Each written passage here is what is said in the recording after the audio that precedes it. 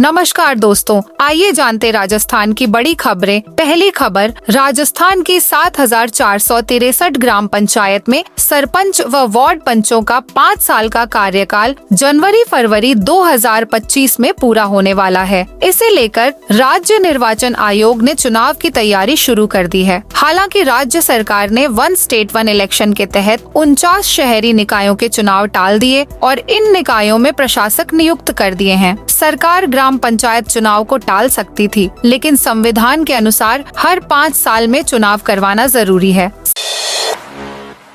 सरकारी के साथ अब निजी स्कूल भी सुबह 10 से 4 बजे तक होंगे संचालित। अब प्रदेश के सभी सरकारी व प्राइवेट स्कूल एक ही समय पर संचालित आएंगे। शिक्षा विभाग ने राजस्थान माध्यमिक शिक्षा बोर्ड से संबद्ध सभी स्कूलाएं को एक समय पर संचालित करने के आदेश दिए हैं। माध्यमिक शिक्षा निदेशक आशीष मोदी की ओर से जारी आदेश में सभी स्कूल एक समय पर ही खुलेंगे और एक ही समय पर सब स्कूलों की छुट्टी होगी। अगर कोई स्कूल इन आदेशों की अवहेलना करेगा तो उस पर कार्यवाही की जाएगी। यहाँ तक कि मान्यता भी रद्द की जा सकती है। गौरतलब है कि 16 अक्टूबर से सरकारी स्कूलों के समय में बदलाव किया गया था, लेकिन अधिकतर निजी स्कूल सुबह 8 और 9 बजे से दोपहर 1:30 से 2 बजे तक संचालित आए रहे हैं। शिविरा कैलेंडर के अनुसार शीतकाल में एक पारी स्कूलों का समय सुबह 10 बजे से दोपहर 4 बजे तक निर्धारित है, जबकि 2 पारी स्कूलों का समय सुबह 7 बजे से शाम 5 बजे तक निर्धारित है। लेकिन राज्य में अनेक निजी स्कूल शिविरा कैलेंडर की पालना नहीं कर रहे हैं। आदेश में बताया गया है कि शीत ऋतु में सर्दी बढ़ने के बाद भी स्कूलों का संचालन ग्रीष्मकालीन समय के मुताबिक ही किया जा रहा है। इससे विद्यार्थियों के स्वास्थ्य पर विपरीत प्रभाव पड़ रहा है।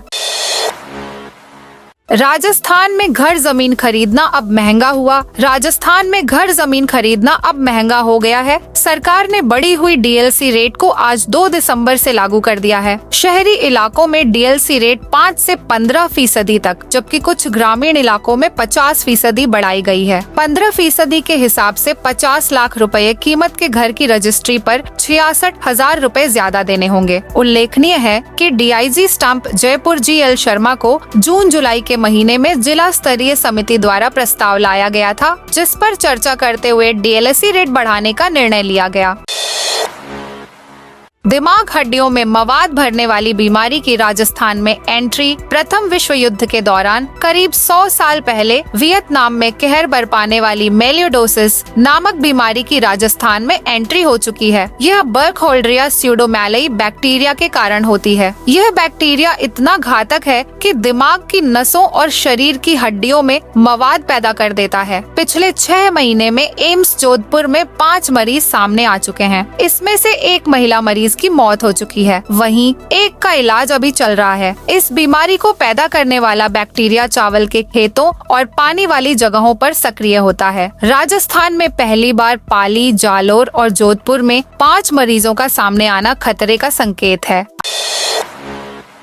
अशोक गहलोत की मुख्यमंत्री क्षेत्र विकास योजना को भजनलाल सरकार ने किया बंद। राजस्थान की भजनलाल सरकार ने पूर्व की गहलोत सरकार की योजनाओं को एक एक कर बंद कर रही है। अब इस लिस्ट में एक और योजना शामिल हो गई है। अशोक गहलोत सरकार ने सड़क, सफाई और शिक्षा को लेकर एक 100 करोड़ की योजना शुरू की थी, जिसे अब बंद कर दिया गया है। सड़क, सफाई और शिक्षा पर खर्च होने वाले 100 करोड़ की योजना को ग्रामीण विकास विभाग ने बंद करने का आदेश जारी कर दिए हैं। बता दें, पूर्व की अशोक गहलोत सरकार ने साल 2022 में राजस्थान में मुख्यमंत्री क्षेत्र विकास योजना की शुरुआत की थी, लेकिन अब इस योजना को बंद करने का आदेश जारी कर दिया गया है। राजस्थान की ग्रामीण विकास विभाग ने जो आदेश जारी किया है, जिसमें कहा गया है कि मुख्यमंत्री क्षेत्र विकास योजना को आगामी 1 अप्रैल 2025 की तारीख से बंद कर दिया जाएगा। वहीं इस योजना को लेकर यह भी कहा जा रहा है कि अब भजनलाल सरकार इस योजना की जगह दूसरी योजना को लाएगी, जिसकी घोषणा आगामी साल के बजट में की जा सकती है। अजमेर शरीफ दरगाह विवाद में महाराणा प्रताप सेना भी कूदी। अजमेर शरीफ दरगाह विवाद में हिंदू सेना के बाद अब महाराणा प्रताप सेना भी कूद गई है। महाराणा प्रताप सेना के संस्थापक और राष्ट्रीय अध्यक्ष राजवर्धन सिंह परमार ने कहा है कि वह कुछ दस्तावेज लेकर कोर्ट के समक्ष पेश होंगे, साथ ही दरगाह में मंदिर होने का वाद भी दायर करेंगे। इस संबंध में वह सुप्रीम कोर्ट के वरिष्ठ वकील AP सिंह की मदद लेंगे। साथ ही उन्होंने मांग की कि सरकार दरगाह में मंदिर होने की जांच कराए। पीएम मोदी 9 दिन में 2 बार जयपुर आएंगे। प्रधानमंत्री नरेंद्र मोदी के इस महीने जयपुर में 2 दौरे होंगे। पहला दौरा 9 दिसंबर को होगा। इस दिन Modi Jaipur exhibition and convention centre में राइजिंग राजस्थान ग्लोबल समिट का उद्घाटन करेंगे। वे उद्घाटन सत्र को संबोधित भी करेंगे। 3 दिवसीय समिट प्रदेश में निवेश बढ़ाने के उद्देश्य से राज्य सरकार आयोजित कर रही है। पीएम का दूसरा दौरा 17 दिसंबर को होगा। इसमें मोदी प्रदेश सरकार की महत्वाकांक्षी योजना Parvati Kali Sindh Chambal eastern Rajasthan canal project का शिलान्यास करेंगे। करीब 7 महीने बाद पीएम मोदी का राजस्थान का कार्यक्रम बना है। इससे पहले लोकसभा चुनाव में मोदी ने 23 अप्रैल को टोंक में जनसभा को संबोधित किया था। वहीं जयपुर के कोटपूतली में पीएम मोदी की 2 अप्रैल को सभा हुई थी। शहरी ग्रामीण इलाकों में पानी को लेकर हाहाकार। जैसलमेर जिले में इन दिनों शहर के साथ साथ ग्रामीण इलाकों में भी पानी के लिए हाहाकार मचा हुआ है। एक और जहां शहर में 10 दिनों से पानी की समस्या बनी है, वहीं ग्रामीण इलाकों में भी इन दिनों पीने का पानी नसीब नहीं हो रहा है। बिजली विभाग की लापरवाही से वोल्टेज समस्या के कारण मोहनगढ़ से आ रहे नहरी पानी की सप्लाई इन दिनों बाधित है। भीलवाड़ा और बूंदी के जंगल बनेंगे भेड़ियों व गिद्धों की शरण स्थली। रामगढ़ विषधारी टाइगर रिजर्व के अस्तित्व में आने के साथ ही जिले में बाघों के साथ दुर्लभ एवं लुप्त होते वन्य जीवों के संरक्षण की योजना पर भी अब काम शुरू हो गया है। वन विभाग ने टाइगर रिजर्व के जैव विविधता से समृद्ध भीमलत व बांका भोपतपुरा के बफर क्षेत्र में गिद्ध व भेड़िया संरक्षण की योजना के काम हाथ में लिए है। इसके लिए भीलवाड़ा व बूंदी जिले की 800 हेक्टेयर वन क्षेत्र को भेड़ियों व गिद्धों के संरक्षण क्षेत्र के रूप में चिन्हित कर काम शुरू कर दिए हैं। डोटासरा बोले, मस्जिदों में शिवलिंग ढूंढना गलत। राजस्थान में धर्मांतरण बिल आने की चर्चा और अजमेर दरगाह शरीफ में शिव मंदिर होने के दावे के बाद विपक्ष सत्ता पक्ष पर हमलावर है। पीसीसी चीफ गोविंद सिंह डोटासरा ने सीकर में मीडिया से बातचीत करते हुए कहा कि मोहन भागवत ने कहा था कि राम मंदिर के अलावा ये हर दिन मस्जिदों में शिवलिंग ढूंढने की बातें कर रहे हैं। ये गलत है, अराजकता फैलती है। हर धर्म का सम्मान करें। जयपुर में सफाई कर्मचारियों की भर्ती स्थगित। राजस्थान में सफाई कर्मियों की भर्ती स्थगित हो गई है। संयुक्त वाल्मीकि एवं सफाई श्रमिक संघ की रविवार को मंत्री झाबर सिंह खर्रा, विधायक कालीचरण सराफ, स्वायत्त शासन विभाग के प्रमुख सचिव राजेश यादव और निदेशक कुमार पाल गौतम की मौजूदगी में अनुभव प्रमाण पत्र नहीं बनने के कारण जयपुर में भर्ती को स्थगित करने पर समझौता हुआ। इसके साथ ही अब सफाई कर्मचारी 7 दिन की हड़ताल को खत्म कर दी है।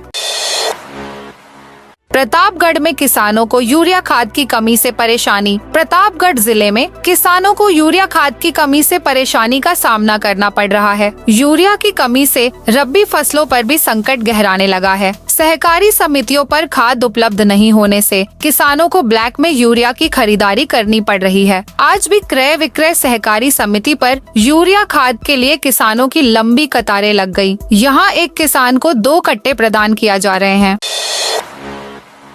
श्री सांवलिया जी में दूसरे राउंड की काउंटिंग पूरी। मेवाड़ के आराध्य देव श्री सांवलिया जी में खोले गए भंडार की राशि की दूसरे चरण में काउंटिंग पूरी हुई। दूसरे राउंड में 3 करोड़ 60 लाख रुपयों की गिनती की गई। दोनों राउंड को मिलाकर अब तक 14 करोड़ 94 लाख 75 हजार रुपयों की गिनती हो गई है। काउंटिंग अभी भी बाकी है। साथ ही सोने चांदी का तौल भी बाकी है।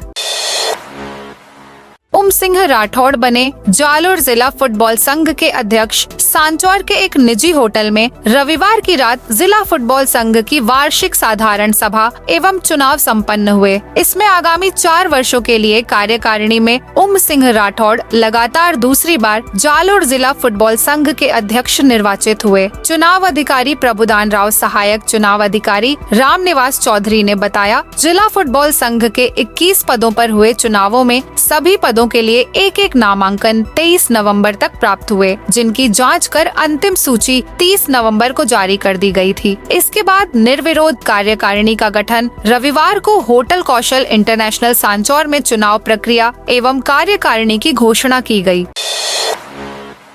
कांग्रेस विधायक पर भड़काऊ भाषण देने का केस दर्ज। राजस्थान कांग्रेस के यूथ प्रदेशाध्यक्ष और संगरिया विधायक अभिमन्यु पूनिया पर भड़काऊ भाषण देने का मामला दर्ज हुआ है। विधायक ने 30 नवंबर को कहा था, अधिकारी अगर ज्यादा परेशान करे तो नौजवान मजबूत है, अधिकारी को ठोक लिया करो, फिर हम निपट लेंगे। सोमवार को जोधपुर रेंज आईजी विकास कुमार ने बाड़मेर एसपी नरेंद्र सिंह मीणा को कानूनी राय लेकर मुकदमा दर्ज करने के निर्देश दिए थे। इसके बाद बाड़मेर के सेडवा थाने में विधायक पूनिया के खिलाफ मामला दर्ज किया गया है, जिसकी जांच सीआईडी सीबी करेंगी।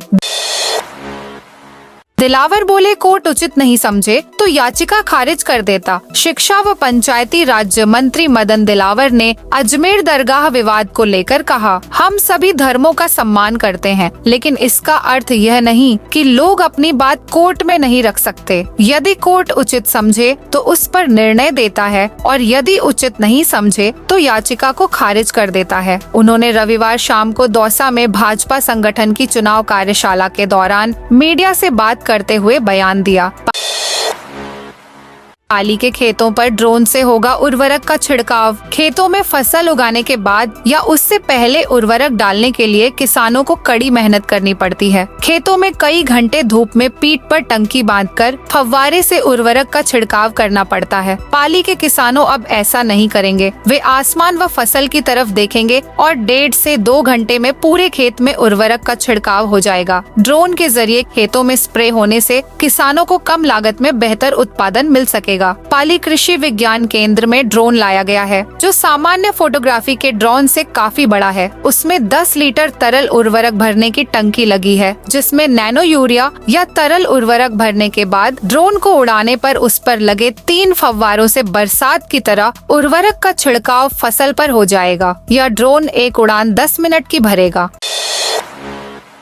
पाकिस्तान से आए ड्रोन ने गिराई थी 2 पिस्टल 7 कारतूस। राजस्थान के रास्ते पाकिस्तान से भारत में हथियारों की तस्करी हो रही है। 30 नवंबर की रात श्रीगंगानगर के श्रीकरणपुर इलाके में बीएसएफ को गश्त के दौरान एक सील्ड पैकेट मिला था। यह पैकेट गांव गेलावनेफे की रोही में लावारिस पाया गया। वजन करवाकर इसमें 2 किलो 100 ग्राम हेरोइन होने का अंदेशा जताया गया। बीएसएफ अधिकारियों की मौजूदगी में अब पैकेट को खोला गया तो उसमें हेरोइन नहीं बल्कि हथियार थे। पैकेट में 2 पिस्टल और 7 कारतूस निकले। बीएसएफ ने इस संबंध में श्रीकरणपुर थाने में हथियार तस्करी के आरोप में मुकदमा दर्ज करवाया है। राजस्थान में इस सीजन सर्दी की शुरुआत कमजोर रही। नवंबर में बीकानेर और श्रीगंगानगर ऐसे जिले रहे जहां पिछले 10 साल की तुलना में सबसे ज्यादा गर्मी रही। श्रीगंगानगर में तो रिकॉर्ड अधिकतम तापमान दर्ज हुआ। जोधपुर में भी पिछले 10 साल में दूसरी बार नवंबर सबसे गर्म रहा। एकमात्र जगह माउंट आबू ही ऐसा शहर रहा जहां न्यूनतम तापमान 5 डिग्री सेल्सियस तक पहुंचा। 13 शहर ऐसे भी रहे जहां बीते महीने न्यूनतम तापमान 10 डिग्री या उससे ऊपर ही रहा। मौसम विशेषज्ञों की माने तो दिसंबर में भी इस सीजन सर्दी औसत ही रहने का अनुमान है। राजस्थान के इस गांव में सुबह 9 बजे दिखता है सूरज। बरूंदनी कहने और सुनने में यह बड़ा ही अजीब लगता है, लेकिन है यह सत्य। राजस्थान के भीलवाड़ा जिले में मांडलगढ़ उपखंड की सिंगोली ग्राम पंचायत क्षेत्र में ऊंचे ऊंचे पहाड़ों की गोद में बसा है एक गांव कालीखोल, जहां शीत ऋतु में सूर्यदेव के दर्शन प्रातः 9 बजे के बाद होते हैं और साय 4 बजे बाद सूर्यदेव पहाड़ों की ओट में छिप जाते हैं। शीत ऋतु के अतिरिक्त कालीखोल में सूर्यदेव प्रातः 8 बजे से साय 5 बजे तक ग्रामीणों को दिखाई देते हैं। प्राकृतिक सौंदर्य से परिपूर्ण क्षेत्र की छटा बरबस आकर्षित है। राजस्थान में कारोबारी के घर मिली 137 करोड़ की बेहिसाब संपत्ति। आयकर विभाग ने उदयपुर के एक परिवहन व्यवसायी से जुड़े राजस्थान और मुंबई के 23 स्थानों पर 4 दिन तक छापेमारी की। इस दौरान 137 करोड़ रुपए की बेहिसाब संपत्ति जब्त की गई। जब्त संपत्ति में 5 करोड़ रुपए नकद और 50 किलोग्राम सोना भी शामिल है। आयकर विभाग ने हाल ही में उदयपुर स्थित एक प्रमुख परिवहन व्यवसायी टीकम सिंह राव से जुड़े 23 स्थानों पर छापे मारे। इस दौरान राव के Udaipur golden transport and logistics company में भी छापेमारी की गई। अधिकारियों ने छापेमारी खत्म होने के बाद अहम खुलासे किए। प्रारंभिक आकलन के अनुसार 137 करोड़ रुपए से अधिक की बेहिसाब संपत्ति जब्त की गई। अघोषित संपत्ति के कुल आकलन के लिए जांच जारी है। धीरेन्द्र शास्त्री को जान से मारने की धमकी। हाल ही में हिंदू समाज की एकजुटता को लेकर पदयात्रा निकालने वाले बागेश्वर धाम के पीठाधीश धीरेन्द्र कृष्ण शास्त्री को जान से मारने की धमकी दी गई है। यह धमकी एक सिख नेता की ओर से दी गई है। इस कट्टरपंथी नेता ने भरे मन से धमकी देते हुए कहा है कि बाबा नोट कर ले, आज से उल्टी गिनती शुरू हो गई है, तुझे भी मार डालेंगे। बताया जाता रहा है कि धीरेन्द्र कृष्ण शास्त्री के एक बयान को लेकर यह धमकी दी गई है। यह थी आज राजस्थान की बड़ी खबरें।